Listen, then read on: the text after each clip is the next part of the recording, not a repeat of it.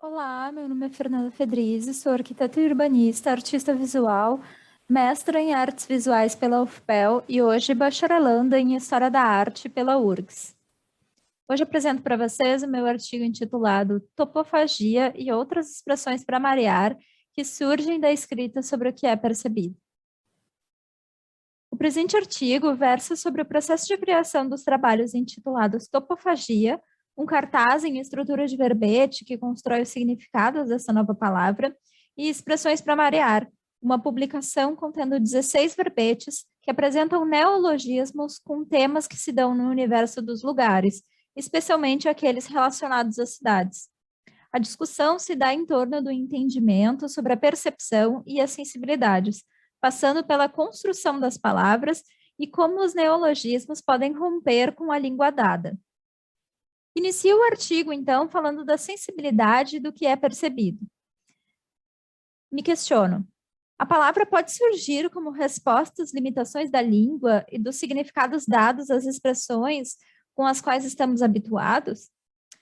Para começar a construir essa discussão, eu trago os conceitos de língua e linguagem, de acordo com Roland Barthes, sensibilidade e percepção, de acordo com Sandra Jatahy Pesavento, e modernidade capitalista e as formas de perceber e reorganizar o mundo através de Rafael Paniagua. Aline Zorzo, arquiteta urbanista e pesquisadora, se questiona se seriam apenas as práticas projetual e construtiva os únicos meios disponíveis e capazes de estabelecer uma crítica em arquitetura. Como arquiteta urbanista e artista visual, penso que refletir sobre o vocabulário utilizado e sobre as situações percebidas pela ótica da prática projetual e construtiva permite que resistamos ao poder do que já está dado, dessa palavra enquanto poder. Conhecendo as estruturas de poder da palavra, da língua, da linguagem e das atribuições que nós encontramos no dia a dia das profissões, e desejando modificá-las, eu passo a pensar, então, sobre as palavras, a sua construção, os seus sentidos e significados. Em um segundo momento do artigo, falo sobre neologismos, falando sobre a descoberta das palavras topofilia e topofobia por meio dos escritos do geógrafo Yi-Fu Tuan.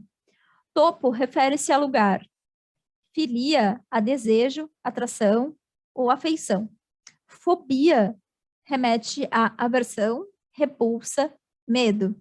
Topofilia, então, seria um desejo, uma atração por um lugar, enquanto topofobia, o seu contrário, uma aversão, repulsa ou medo a um determinado lugar. Pensando sobre isso, comecei a refletir sobre outras coisas que eu via no mundo, percebia no mundo.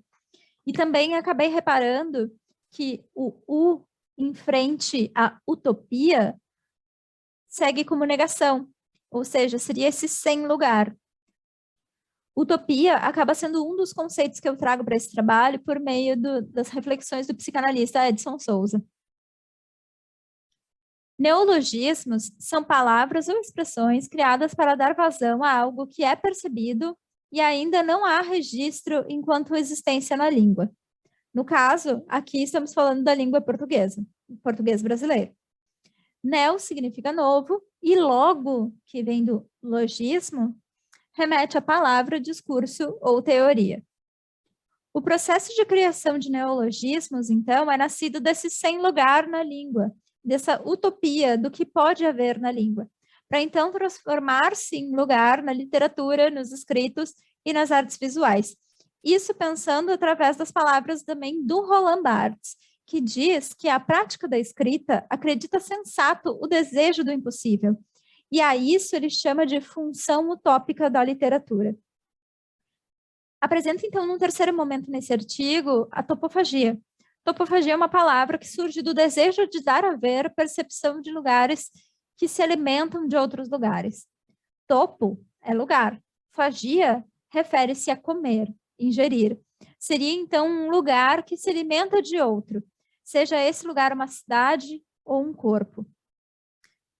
Trago também alguma discussão a respeito da diferença e das aproximações entre topofagia e antropofagia.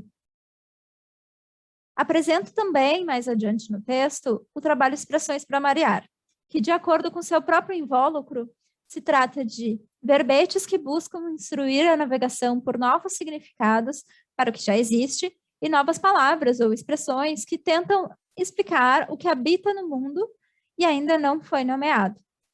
A publicação conta com 16 verbetes, todos eles de palavras que ou realmente são palavras novas que ainda não existiam, ou palavras e expressões já conhecidas da atuação como alguém que pensa a cidade, alguém que tem um contato profissional com a cidade.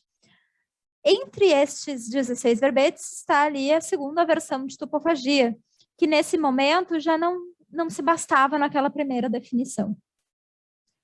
Aqui, então, uma imagem do trabalho, onde é possível ver que a abertura dele se dá pelo lado esquerdo, é uma publicação canhota, onde se retira as folhas que são soltas pelo lado esquerdo.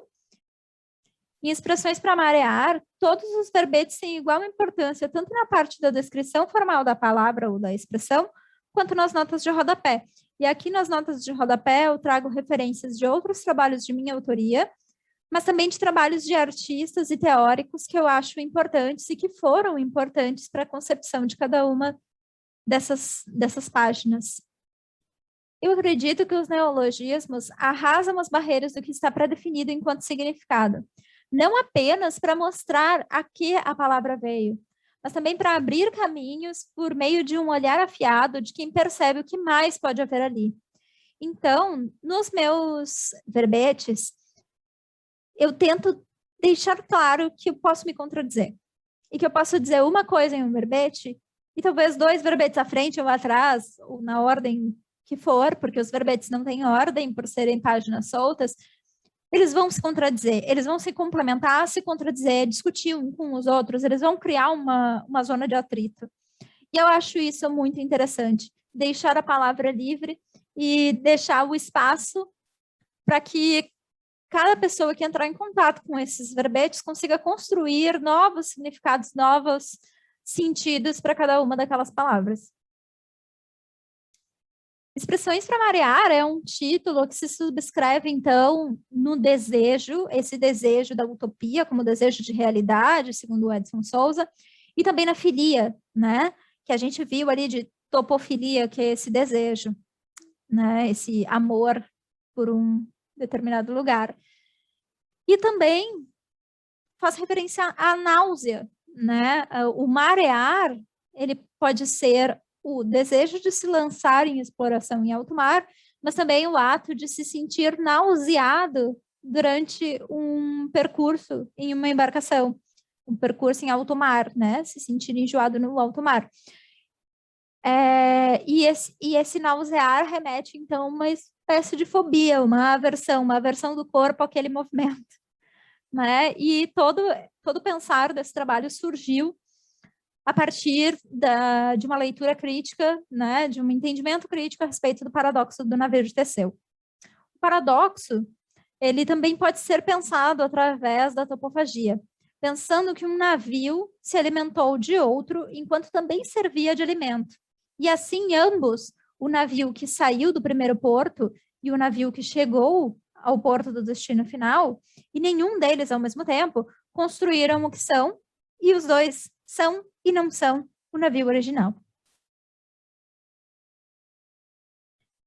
Aqui mais um detalhe da publicação, onde podem se encontrar aqui as furações. Todas as páginas têm dupla furação, dando a ver essa ideia de catalogação, de trabalho interminado, de trabalho que vai ser um eterno processo. Por fim, penso que o percurso traçado ao criar expressões para marear é marcado pelo desejo de encontrar outros meios de perceber o que já está dado. Ao dar novos significados ao que já existe, pode reforçar alguns dos sentidos originais, mas também provocar o pensar contra, a contradição e as ironias de se aceitar uma língua como um instrumento de poder sem tentar subvertê-la. E durante a escrita desse artigo, percebi que expressão para marear ou expressões para marear poderia ser um neologismo por si só e significaria determina a ação que afeta e reorganiza a percepção de mundo por meio da palavra em movimento, dessa palavra livre, essa palavra que não se basta nela mesma.